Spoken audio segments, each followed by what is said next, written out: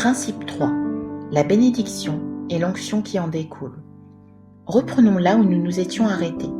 Nous savons donc que Dieu veut nous bénir. S'il est vrai que Dieu veut nous bénir, pourquoi tous les croyants ne le sont-ils pas? Je pense simplement que tout le monde n'est pas sauvé, parce que tout le monde ne croit pas en notre Seigneur Jésus-Christ. Dieu nous dit qu'il ne souhaite qu'aucun ne périsse, mais que tous viennent à la vie éternelle.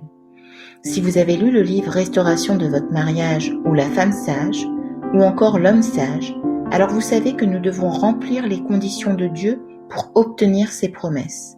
Malheureusement, quelquefois, nous oublions qu'il y a des conditions. C'est pourquoi je vous rappelle avec ce troisième principe, ces conditions. Principe numéro 3. Être béni. Vous devez l'aimer pour lui obéir. Ce n'est pas ce que je dis, c'est ce qu'il dit dans Jean 14, 15.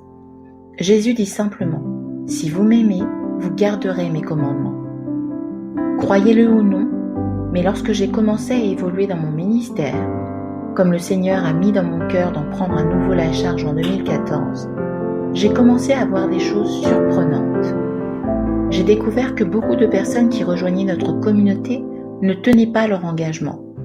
À l'époque, pour rejoindre notre ministère de restauration, il fallait lire des livres que beaucoup n'avaient pas lus, même s'ils s'y étaient engagés.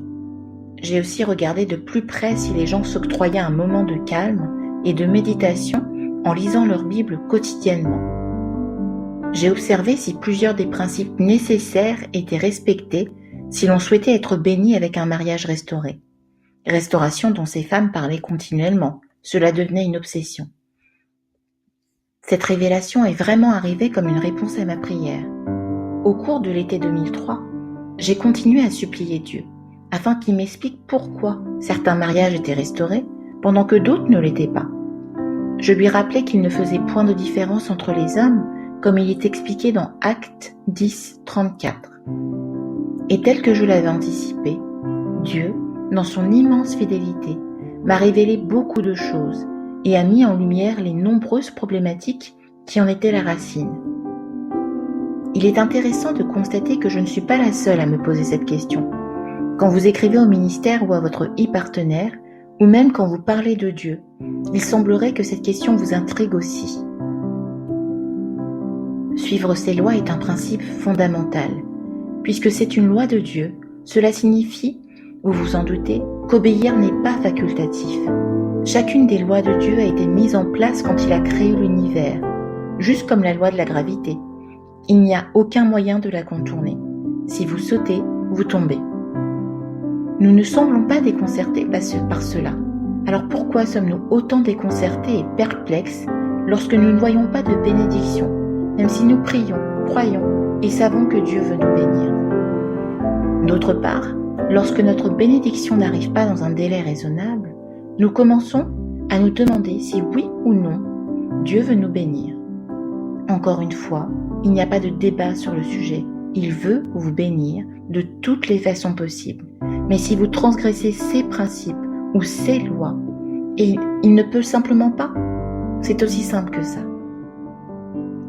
Il y a des années, j'ai partagé avec les ministres que lorsque j'ai repris le ministère en 2003, Dieu avait mis dans mon cœur que beaucoup de choses devaient être changées pour que sa bénédiction et son onction coulent au travers de moi et sur moi. Certaines de ces choses semblaient impossibles à accomplir, mais je lui ai demandé de m'aider. Et une à une, ces choses se sont réalisées. La première chose était de simplement passer plus de temps avec lui. Ce n'était pas en y travaillant ou en faisant un quelconque effort, mais simplement en m'asseyant tranquillement avec lui. C'est là que les choses se faisaient. Beaucoup nous écrivent qu'elles ont du mal à comprendre ce principe. Elles n'arrivent simplement pas à comprendre comment et pourquoi ces choses ne se déroulent pas comme elles l'ont imaginé. Comme lors de la confession d'un péché ou lorsqu'on demande pardon à quelqu'un. Même quand nous faisons cela avec un cœur sincère, il n'y a aucune garantie que la personne en face réagisse bien. Mais peu importe sa réponse, le principal est que Dieu voit votre cœur quand vous avez choisi d'obéir à ses lois et de suivre ses principes. C'est ce qui vous changera et vous bénira. L'obéissance est très souvent difficile à cerner. Quand j'ai écrit cette série sur comment être béni, Je cherchais le Seigneur avec diligence. Je le cherchais tout au long de la journée, afin de discerner ce qu'il voulait que je fasse concernant ceux qui n'obéissent pas et ne tiennent pas leur engagement. Ce que je confiais au Seigneur, c'est à quoi bon garder ces personnes dans notre communauté en espérant restaurer leur mariage, alors que toi et moi, nous savons qu'ils ne seront pas restaurés. C'est comme si je participais à une déception. C'est alors que je suis tombée sur le verset de Malachie 3, 18. Et vous verrez de nouveau la différence entre le juste et le méchant, entre celui qui sert Dieu et celui qui ne le sert pas. En continuant ma lecture, je suis arrivée sur le verset le plus populaire de Malachie. 3, 10, 11. Apportez à la maison du trésor toutes les dîmes, afin qu'il y ait de la nourriture dans ma maison. Mettez-moi de la sorte à l'épreuve, dit l'Éternel des armées, et vous verrez si je n'ouvre pas pour vous les écluses des cieux, si je ne répands pas sur vous la bénédiction en abondance. Pour vous, je menacerai celui qui dévore, et il ne vous détruira pas les fruits de la terre, et la vigne ne sera pas stérile dans vos campagnes, dit l'Éternel des armées. Il n'y a absolument aucun doute, et il n'y en a en fait jamais eu. Le fait est que beaucoup d'entre vous se battent contre le dévoreur à l'œuvre et à vos trousses pour continuer à vous détruire financièrement. Ils travaillent certainement aussi pour finir la destruction de votre mariage, votre époux et votre famille. Alors je vous pose à nouveau la question, que faites-vous pour l'arrêter ? La vérité est qu'il n'y a rien que vous puissiez faire si ce n'est vous abandonner et obéir à ces principes. Pas ceux auxquels vous voulez obéir ou ceux qui vous plaisent, mais ceux qui sont les plus difficiles, parce que c'est contre ces principes que l'ennemi s'acharne le plus. En plus de cela, vous ne pouvez rien faire sans lui, alors arrêtez d'essayer. Comme je l'ai mentionné plus haut, passez simplement plus de temps avec lui. Le changement ne se produira pas en travaillant ou en s'efforçant, mais en se posant tranquillement avec lui. C'est lors de ces moments que les choses se passent.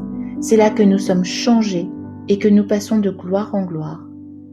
Les bénédictions coulent alors à flot dans nos vies et débordent sur celles de nos proches. Maintenant, il ne vous reste plus qu'à